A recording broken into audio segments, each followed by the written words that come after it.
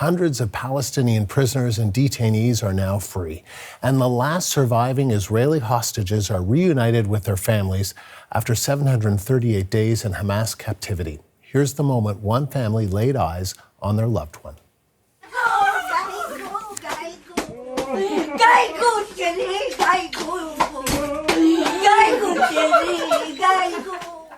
All 20 Israeli hostages were freed this morning under the terms of the Gaza ceasefire deal. They had been in captivity since the October 7th Hamas attacks in 2023.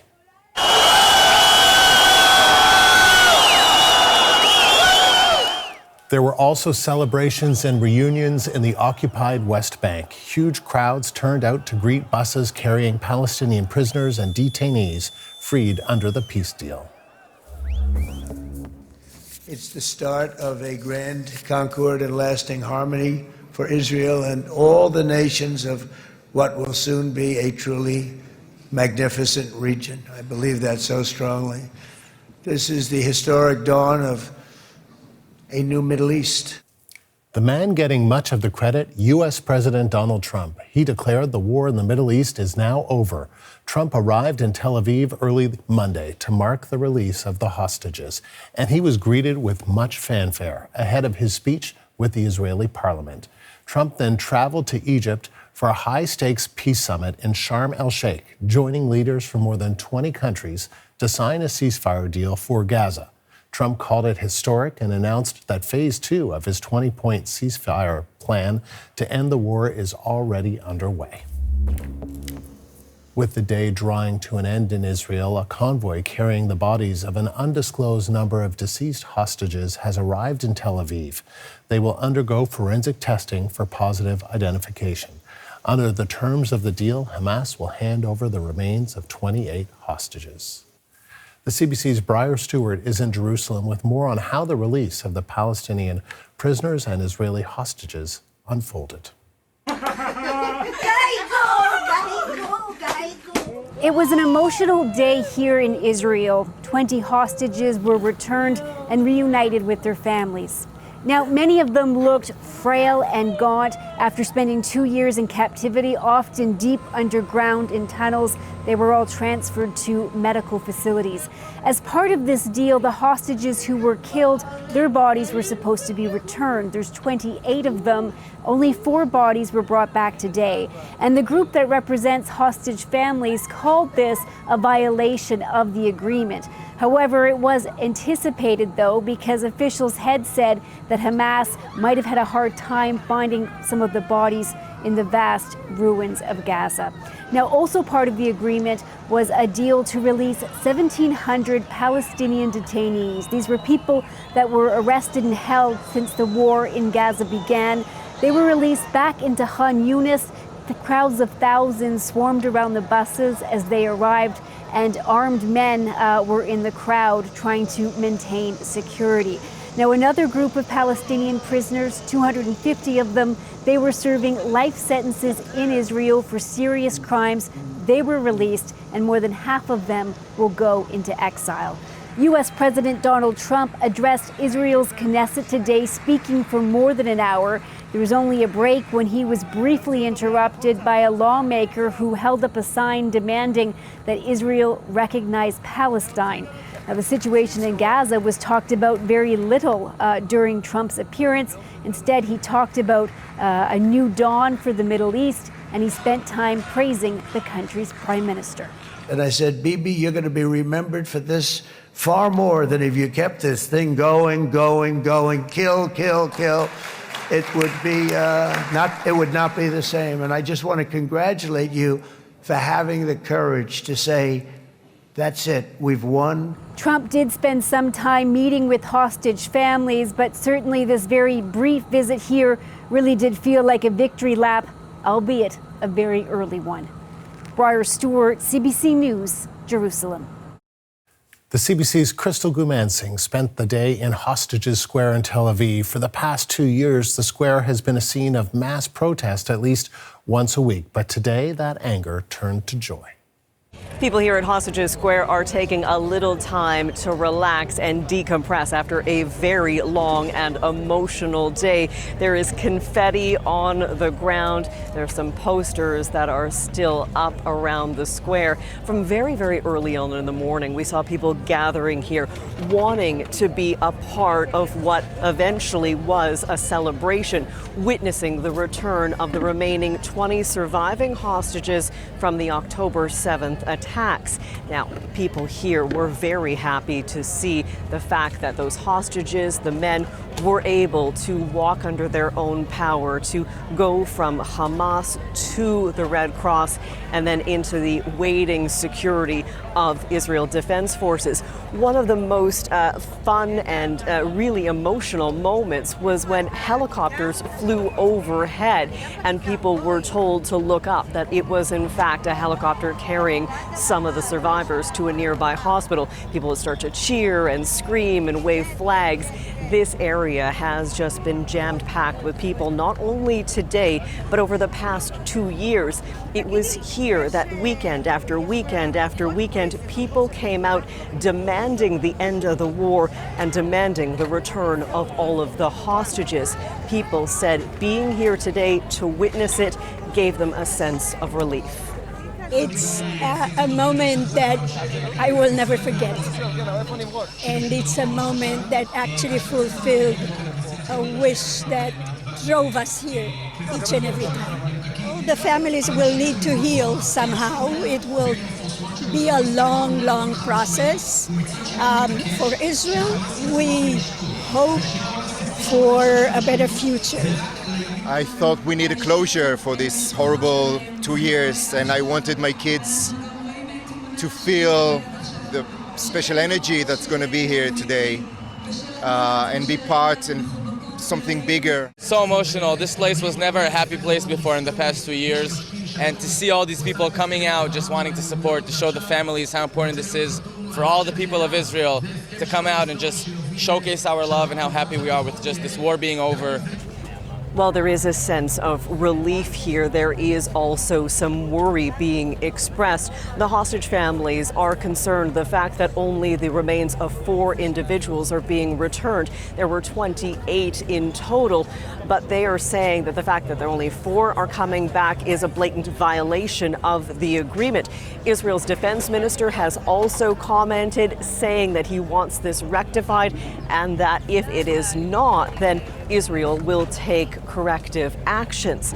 Now, people here obviously want this entire situation to come to a conclusion, but they are very aware that this is only the conclusion of phase 1.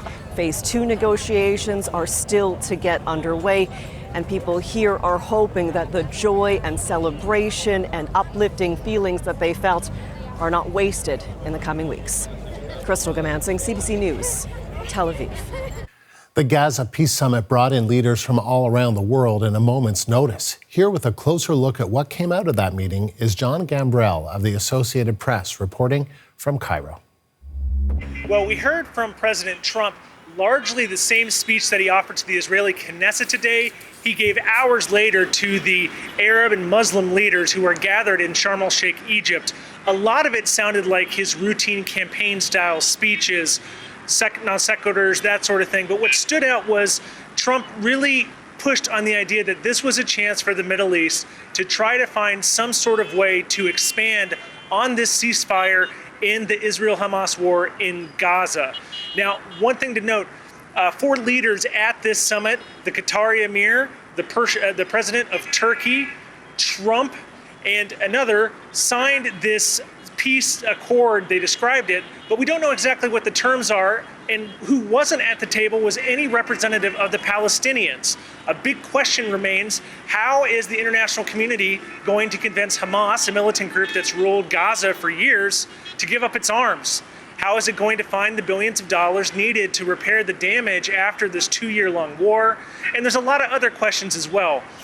Trump's speech largely touched on sort of the feel-good moment of being able to say that they were trying for peace, but the devil is going to be in the details, Andrew.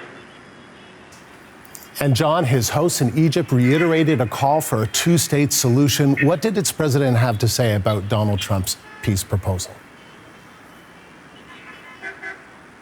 Well, we heard from Egyptian President Abdel Fattah al-Sisi, and he was very complimentary of Trump during this whole thing, saying Trump was the only one who could have gotten this across the line, and really was looking for the U.S. president to agree to basically offer a lot of support. The Egyptians want to hold a reconstruction summit on Gaza here in the coming weeks, and I think they're going to look for the Americans to provide a lot of the support. Egypt was crucial, along with Qatar, to mediate this ceasefire.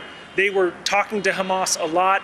And one thing to note, Qatar was at this summit. They were the other leader involved in that signing. But, you know, the Israelis bombed Doha and bombed negotiators from Hamas during this attempt to reach a ceasefire. A lot of people are saying that was really the turning point, and that gave Trump the ammunition to really push on the Israelis to reach this ceasefire. But again, you know, even with the warm words from President Sisi here, it remains unclear just how the next few phases of this plan are going to move forward.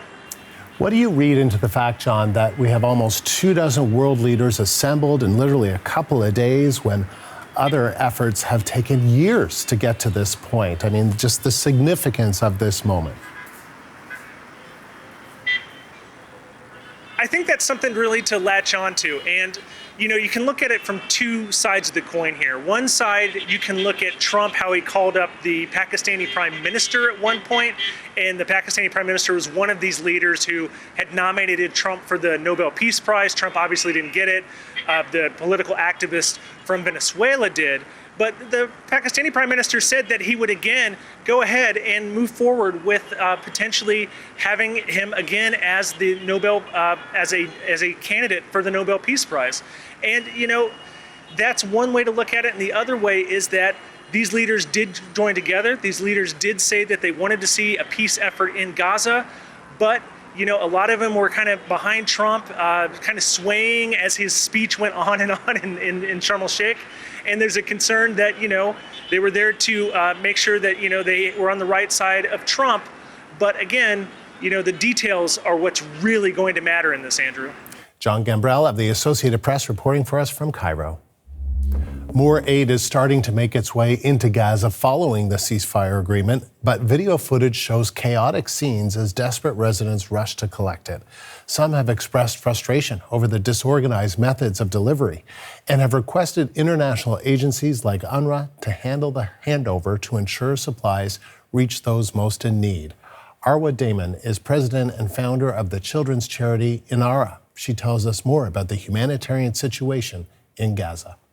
The issue is not how much approval has actually been secured, pre-secured actually at this stage. The issue is whether or not that aid actually gets across the border and then is able to be adequately transferred over to trucks that can then deliver it to the population that needs it inside Gaza. So that's where the challenge is, right? These initial pre-approvals that we get are just that, they are pre-approvals. Now, in theory, if that aid is able to get into Gaza, then yes, we can begin to reverse some of the impact of what it is that we're seeing. We can begin to reverse the impact of the starvation, the deliberate starvation, of the famine.